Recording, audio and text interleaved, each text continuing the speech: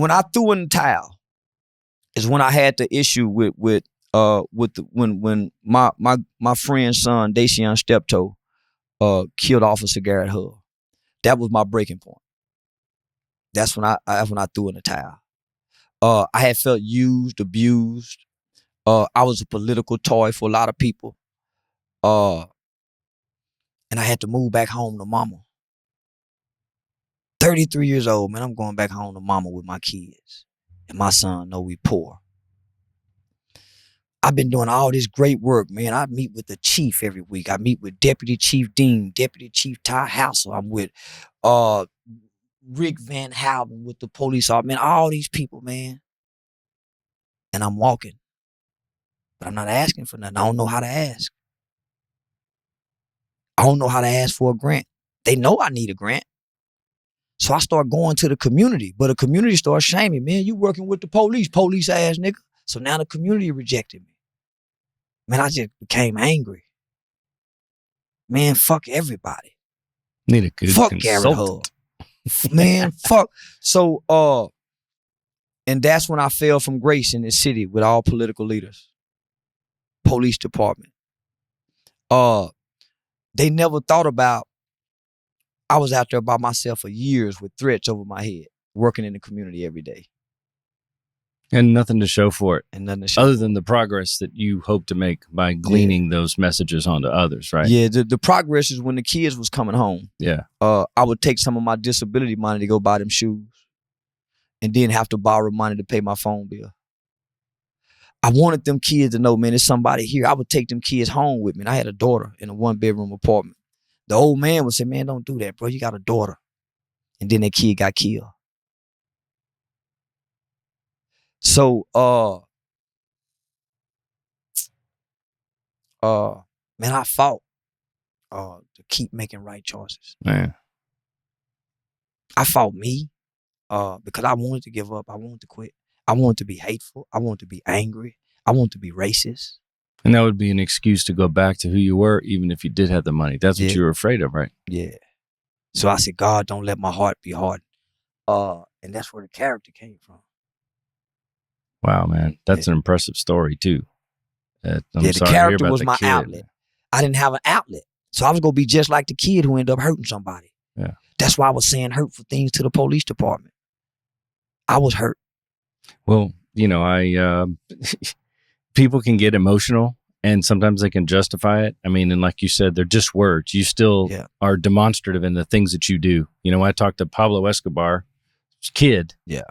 He was saying the same thing when they killed his dad was killed, or he maybe not killed when his dad. He was killed.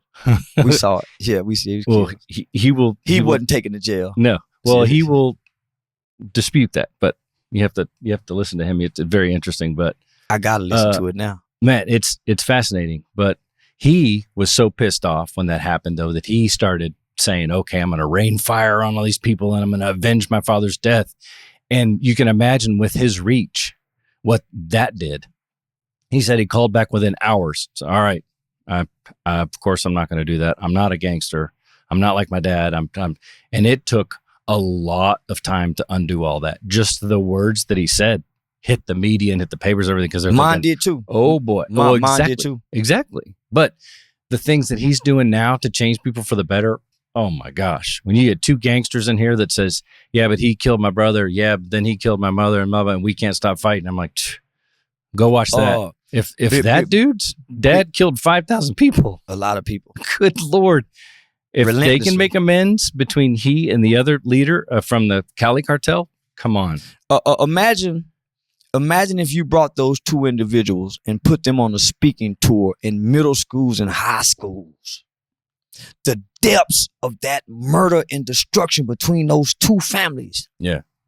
Most people allow that rivalry to go on for hundreds of years. Family feud. Oh my God. Hatfields and McCoys. That's what it would be. Yep. If that was here in America. It's easy to be angry about it. And it's understandable too. I mean, I can't really talk. But imagine if people was to hear that and they saying, man, well, I'm still mad at him for killing my brother 20 years ago.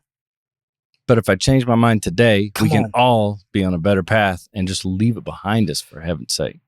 We can we can almost make it good. As Sure. bad as it was, For sure. if we can do this, we can turn that bad into something good, and it's just not bad and painful anymore. Yeah. That's how the concrete grow from the roads, or the roads grow from the concrete. Making the bad good, righting the wrong, the path of redemption. Yeah. It's the least traveled path because it is also the harder path. But man, it can be done. And those are demonstrative things, including your story, which I appreciate. I understand that this is bigger than me. So when things happen, I never take the victim approach. I look for the lesson and the blessing. That's it. If it ain't no monetary rewards, okay, what's in this shit? It got to be a lesson because this just didn't happen for no reason. Yeah. I didn't lose this for nothing. Right. So I look for the lesson, or was this a blessing? And the lesson includes the accountability. You know, the times that I've been screwed over the most, with the help of my wife, who also keeps my mind pretty well focused, we will say, look, maybe 2 or 3% of this could have been avoided had we done this better. So it's better for us to focus on how do we not allow that part to happen again. Instead of saying, hey, this is mostly their fault. Yeah. We say, hey, there are parts of this that we need to be accountable for, even if it's small. Yeah. Well, my mother old saying is, you done wrong before. So when something happens, you have to look and see, okay, have I ever done this to somebody before? Have I ever done this? Have I ever made somebody feel like this? Yeah. And if I have, then I ain't got no right to be mad. That's what I secretly tell myself when I get mad at something. Nigga, yeah, oh, man, I drive by myself and say, man, nigga, you done something like this before, man. How you gonna be mad? You done said, how you? So then I gotta process me now. See, so I talk to me so I can process the bullshit. I want to get the bullshit out, T. I don't want to walk around and be full of shit. Yeah. Well, and you could maybe do something productive with that pile of stones that you keep next to you instead of throwing them, right? Yeah. You make something out of those. Come on, right? man, build something with it. Yeah. If nothing but igloo. Let somebody come in and seek refuge. Yeah. Get out the cold. Have some shelter. Yep. If nothing else, we ain't got to stone them to death. And so out of my anger and out of my frustration from being a financially struggling community activist who felt like he had been abandoned and rejected and used and misused and taken advantage of and exploited, I started throwing stones. I started spewing hate. And at that moment, I really wanted to be hateful. I stopped talking to God, asking God. I wanted to be hateful. And then something happened because I had already been praying to God. God, don't let my heart be hateful. He had already heard the prayer. So he wasn't going to let it be hateful. And then something happened. Which was? I went into the mental hospital. The police, I say they kidnapped me. But these people have been working with me, have been sitting down and meeting with me. We had been doing trainings together. Deputy Chief Ty Hassel used to call me and say, hey, Charleston, man, we're going to put an extra 100 and something police officers out on the west side. What do you think about that Las Vegas Trail area? Well, goddamn, Deputy Chief, man, we got all the rookies over here in Stop 6. Y'all can't leave us with all the rookies. Goddamn, give us some veterans. We left with all the rookies. So that's the relationship we had. Mm-hmm. They knew that wasn't Charleston. They know I'm not hateful. Yeah. But they knew something had happened because, man, he don't act like this. Man, this is not him. Man, when you feel used and you can't understand, man, I've been good, man. Why would you? And not only that, I'm left out here still with the threats. I'm left out here still with the threats. All of you guys done got pat on the backs and funding and promotion from being with the work, but man, I'm still out here with the threats. Mm-hmm. What about me? Hey, where y'all go? I know I didn't mean that, man. Where y'all, man? They turned their backs. And because of that, good officers was punished because they didn't turn their back on me. They know that's not Charleston. And good officers lost, man, it hurt my heart, man. Good officers. Yeah, they're in good spots though, man. They know where you're at. I know who you're talking about too. I know those cats. Man. They're good people, and they are not. They certainly aren't sweating you for it. They know what the deal is, man. Yeah, man. So, see, I got to meet good police officers in uniform, out of uniform, white, black, Mexican. So I got to see, man, these people are human behind this badge.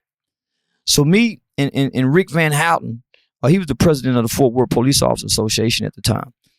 Man, I was taking my own money and I was booking a venue. They had the CLEAT conference there. And man, I wanted to do this event with black children and police officers. I had this guy that had this writing workshop at the time. I wanted to do a book that was called Walk a Mile in My Shoes. So I wanted to capture at least a dozen police officers' stories, and they write a small page about what it's like to put on this uniform, kiss your family, and walk out this door, and you may possibly never come back. Get the black kids from the ghetto. They write what it's like to be in the ghetto. Put that in a book. Mm-hmm. Walk a mile in my shoes, and let each one read each other's stories. Super. In my mind, that would have humanized the badge in this city to our kids. It'll bring back the beat cop. So I bought into the procedural justice. Made perfect sense to me. So I became a spearhead for the Fort Worth Police Department in the procedural justice push into the community, the federal national initiative. So man, they gave me all that knowledge and I bought into it, only to be a political toy. And I was sincere. And coming from the streets, you feel like a motherfucker use you. I can't kill him. So how I know how to kill him? With my words. Spew hate and venom. Especially when you had the platform. Yeah. Yeah. So, I had to take a mental reset. One of the most invaluable thing, one of the most ingenuous things that they did, they labeled me as being homicidal and suicidal by ideation and preparation because I go to the gun range. And they mental apped you for that? Like a 72-hour hold thing? Yeah. Nuh-uh. Yeah, 7-day hold. You didn't say anything? I didn't say nothing. You didn't say anything to anybody? No. They said it was you demonstrating a danger to yourself or others by being at the gun range and slinging hate? I was saying a lot of hateful things toward the death of Officer Garrett Hull. He hadn't even been buried yet. I had called down. I had made a public post that I hope. I had made a public post like a few days prior to Officer Garrett Hull being killed, that I pray in the name of Jesus that a Fort Worth police officer dies in the line of duty. Ooh. And then I said I prayed that Gina Bivens have a heart attack or a stroke, and she ended up having a heart attack or a stroke. Oh, Officer Garrett Hull. And then I called down and I told and told the city manager's office, because I personally know these people. Yeah. And told David Cook, and this is not funny, but that I hope his daughter grow up and marry a well-hung black man that kick her in her ass and fuck her good. Well, they twisted that and said I threatened to rape his daughter. So that's how they was able to push it. And they said I threatened Gina Bivens. They was indirect threats. So what they did, they went and took my Facebook post, but I'm just venting. Yeah. They took all the Facebook posts, and so that's what they used. I never seen a real doctor. I never seen a judge. They kept me 7 days and, gave me a bullshit diagnosis of marijuana psychosis. Marijuana psychosis and suicidal and homicidal by ideation and preparation. When they arrested me, I had like over 400 rounds of 22 bullets, 22 Ruger that I've been going to the gun range shooting, and a whole bunch of black liberation literature in the car that the legal aid lawyers had gave me to do some research on. So man, it was, I just, first thing one of the officers told me is, and I won't say his name, cause I fuck with him and I love him, white guy. He said, "Charleston, you must pissed off the wrong people." I said, "Yeah, I know. That was my intention. I wanted to." I had been dealing with top brass. for them to let me get away with that. Yeah, me and Deputy Chief Dean was meeting at the Southwest Cafe House every week, just chopping it up. They really became like father figures to me. So imagine a kid who's never had a father. All of a sudden, I got a white dad, I got a black dad, and we bonding for real in my mind. Yeah. And all of a sudden, they gone. That's what they got. That's their rejection. Yeah. It was political, basically. Well, because this one, I realized it was political. All the deputy chiefs used to say, "Hey, Charleston, call me. Man, don't tell Fitzgerald nothing." You know, but I don't know this. I don't know Rick Van Houten is into it with Fitzgerald. I don't know Rick Van Houten is, all the black leaders don't like Rick Van Houten. So all the black leaders turn against me because every time they look up, I'm hugging on Rick Van Houten. Big old, tall, racist looking white boy. This is my buddy at the time. Yeah, grape ape. Yeah, man. So, so the black people looking at me like, they done bought me, but they ain't giving me no money. I ain't taking no money. I just want to help wherever I can help. Right. So in my mind, now I got all these father figures, but no one is showing me how to get the funding where I'm not all over the place. So I'm at this country club, I'm at this meeting, I'm at this training, but I was just a face for them. Hey, me and Charleston is doing all this great work down there in Stop 6, and they come down there, they bring the big police Winnebagos and vans, and I'm at the turkey giveaway. I was just a political tool. And I didn't know that the police department was so divided with Fitzgerald. So when I started meeting with Fitzgerald, and man, that's when it hit the fan. I said, yeah. So I'm in the middle of this shit, homie. Yeah, it's divided quite often. But anyway. I don't know this. I'm a guy. Yeah, I'm a guy in the community thinking because my black politicians. I sat down with Gina Bivens, and she told me, Charleston, the help that you're looking for in the community with what you're trying to do, you have to go to the police department. All the funding that helps black people in our communities for us, after school program, Boys and Girls Club, man, most of that come through the police department CCPD funding. I never asked for it. I started finding out that this is the relationship between our black community leaders, the police department, and the government leaders. Everybody fighting over where this money goes. It's not really to help the people. I'm coming saying, hey, y'all, I can help without the money. And the black people saying, shut up, boy, get your motherfucking ass out of here. Yeah. I'm saying, hey, I know how to help without the money. Get on, boy, get on. Yeah. And you're talking to the wrong cops. What are you talking? They're dividing out there too. Yeah. Yeah. So man, I can see that. And so when the Garrett Hull situation happened, man, this is my son. This is my homeboy son. So when I get the news of what happened and how it all transpired, well, y'all done trained me in procedural justice. And I'm saying to the mayor, David Cook, and everybody that had y'all been following procedural justice, Officer Garrett Hull would still be alive. Dacian Steptoe, they wasn't supposed to never be able to go off into that bar. They had already had enough evidence that they had been doing these robberies. They shouldn't have never had been. So I'm saying, man, y'all fed me bullshit and I bought it. My mama address is online because I bought this shit. My whole family, man. So, man, I went off. But I needed it. I needed that 7-day reset. To say, man, get this anger out of your heart. Everything you've been praying for, you about to become it. Everything you've been praying, man. So I needed them 7 days. And then I came out a resurrected man with a new heart and a new mind.